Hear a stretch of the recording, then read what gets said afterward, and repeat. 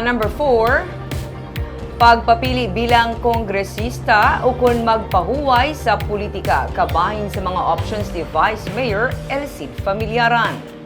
Karon pa lang nagadamo na ang imbitasyon kay Bacolod Vice Mayor El Cid Familiaran kag ang mga nagapamangkot man sa iya nga mangin plano sa 2025 elections. Suno sa iya nagapanguna niya nga option amo ang magpahuway sa politika sa tiun nga matapos na ang iya nga termino bilang vice-alkalde. Pero iya man ginsiling nga nalakip sa iya nga option ang magpapili bilang kongresista o kung magbalik sa pagpapili bilang konsehal sang syudad. Si Familiaran karon kabahin na sang hinuhugpong nga puwersa sang Asenso Bacolod. Nangina anay kaalyado siya ni Mayor Evelio Leonardia nga karon balantayan man ang posible pagbalik sa politika.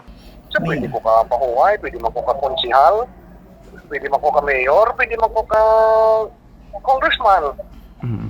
Pero pahuway ang first option.